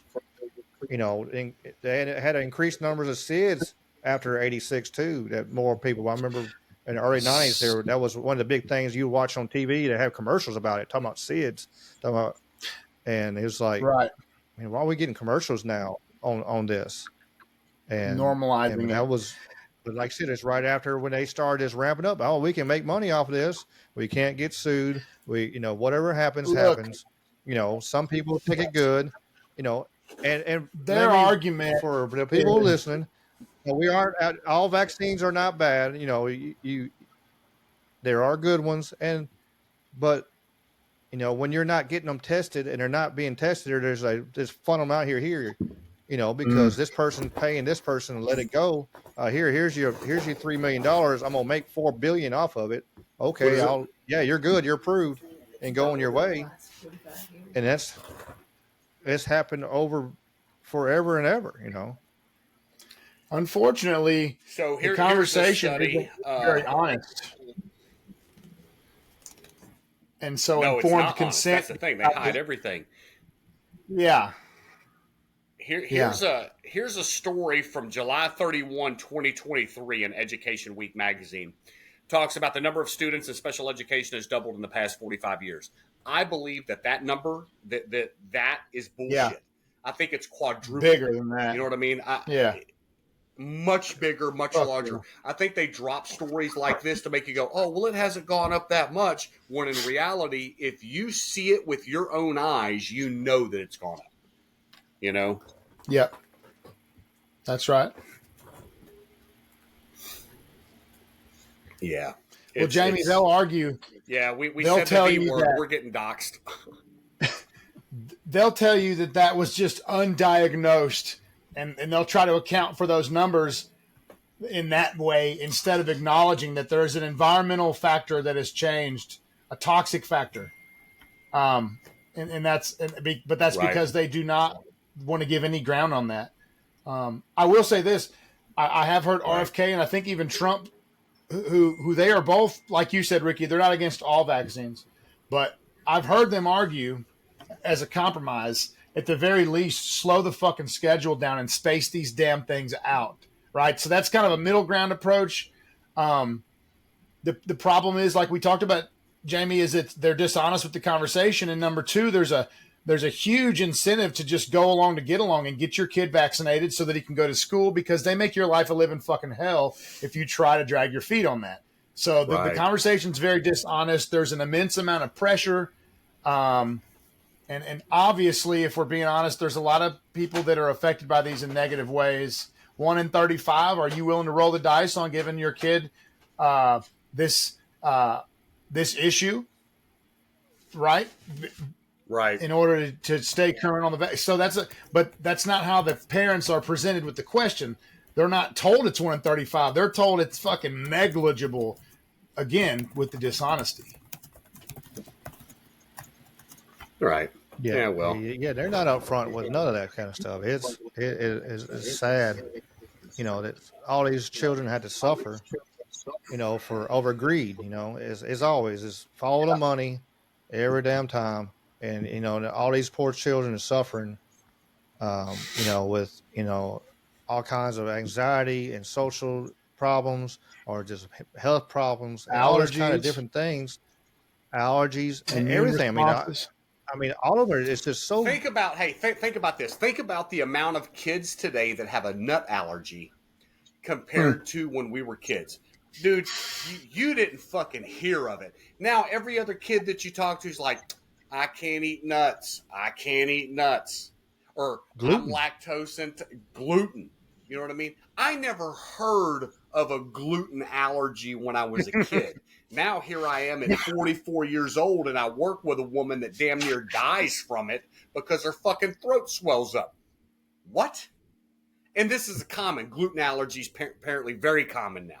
Yeah, Come on. there's so many. You hear, I mean, I've known a bunch of people, and it's like, man, I'm just thankful. I'm blessed that I'm not allergic to jack shit. I'm not, Bro. I don't know how I didn't. Maybe the 2 weeks I spent in the med almost dying. Maybe that helped me keep from getting anything. I don't know, but I told you that story, didn't I? Have I told you my med story? The med story? Yeah. Hey, no. When I was born, the nurse gave all the babies strep. And, no shit. Yeah, no shit. And out of 11 babies that was in the area where I was at, all of them died but 2.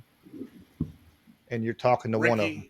I'm glad that you were a statistic and you survived. It's humbling to That's think. a rough Man, ass it's humbling to story. think, like, man, yeah.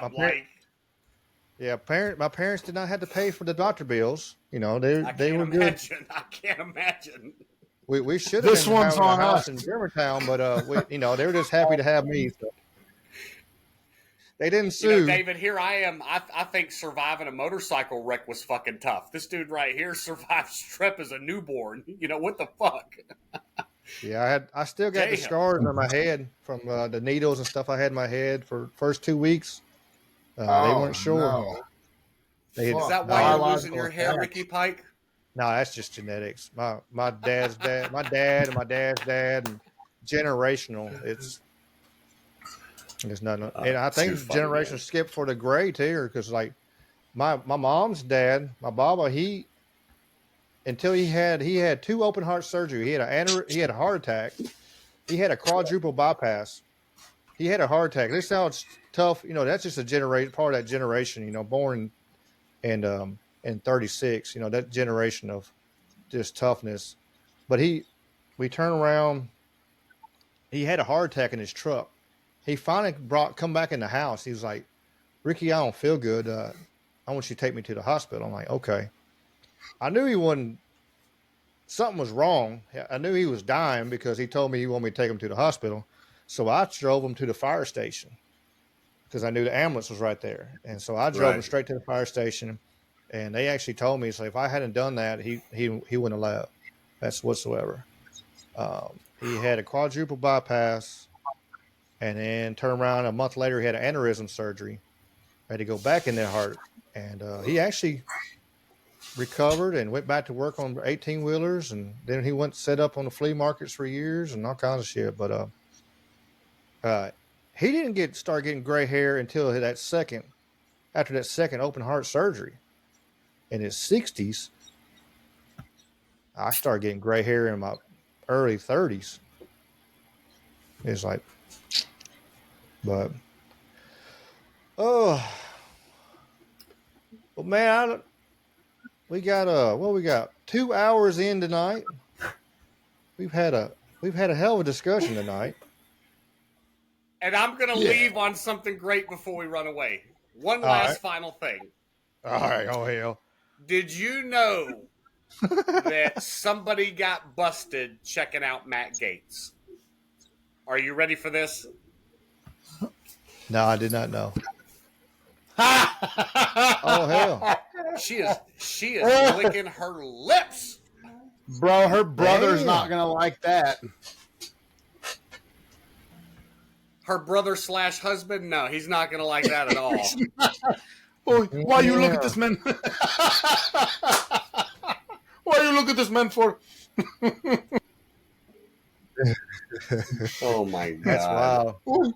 Listen, you people look to from him Somalia do this not way? sound like that. They do, but you're not allowed to say that. Yes. Yeah, it's wrong accent. You've Wrong not been accent. cussed out till you've been cussed out by an Arab man that doesn't speak English very well. Okay, like Fucking A. On another quick one while we're at the very end. See if y'all seen this. Have you seen about? Oh, Market C. there we go. I was like, what in the hell? My computer's about to crash. Huh, interesting. There it goes. oh, dude, I saw that is it shit showing? today. Yeah.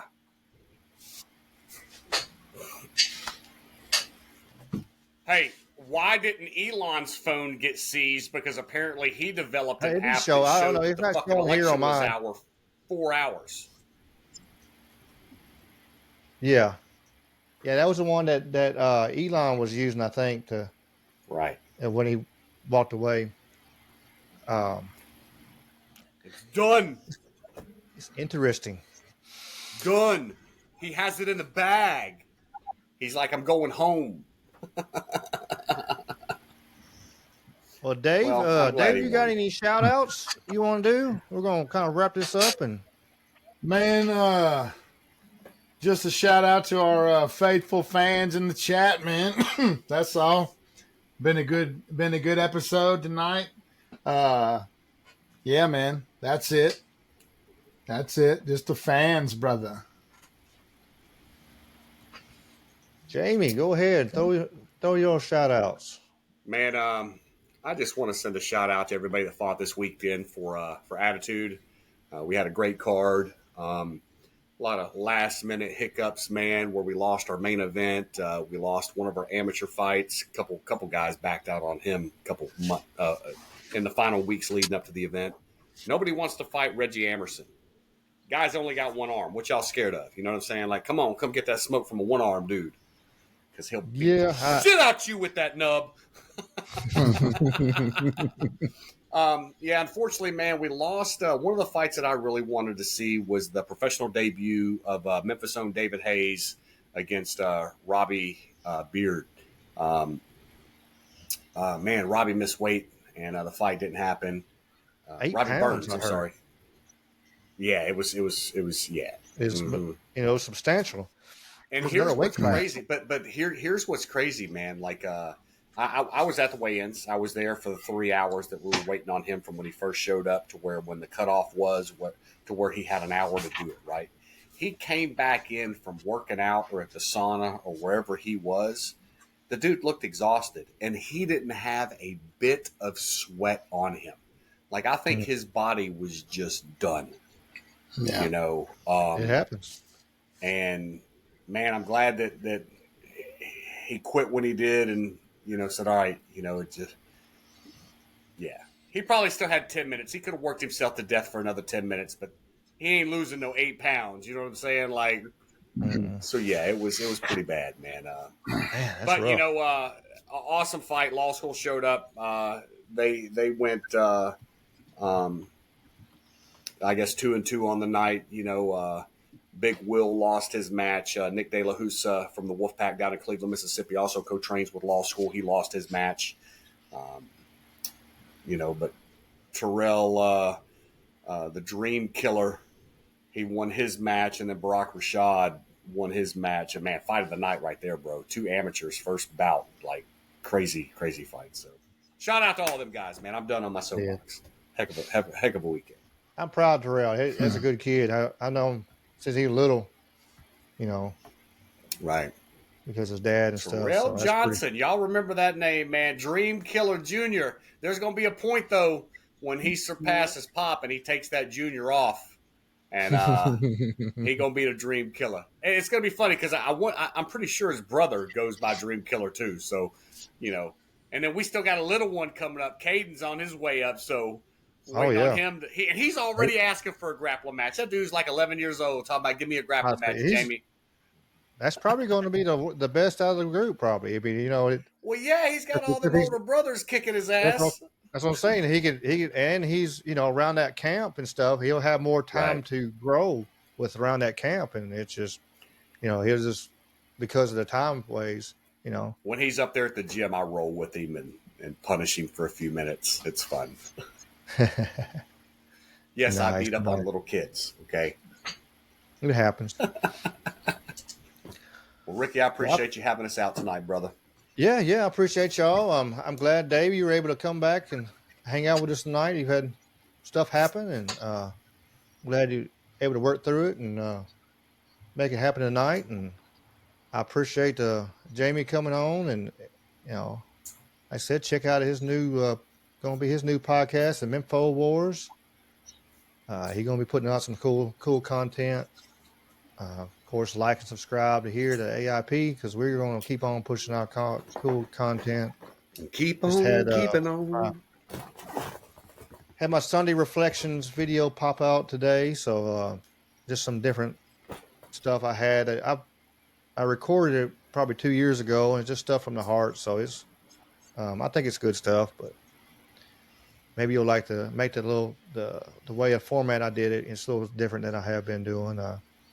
I appreciate Sweets. Sweets is always taking, here. Hiker emoji. She keeps coming back. She's always here. Glutton for punishment. We appreciate y'all. John, he came back again. We appreciate him. Rolling through the chat. See who else. That's all we got on the Rumble. Of course, Wally, he popped up, but I know he ain't back in here. I know he's live on his channel, Wally's World 420. They post all kinds of crazy stuff on there. Wally's wild. Nightmare. David Whitaker popped up. We had Jess of Escape the Simulation. She was on here for a while. She's still here or not. She might be listening in the background. I appreciate Jess, because she's always supporting me and try to return the favor. You gotta appreciate the regulars, man. The people that come back every week to listen to us ramble, man.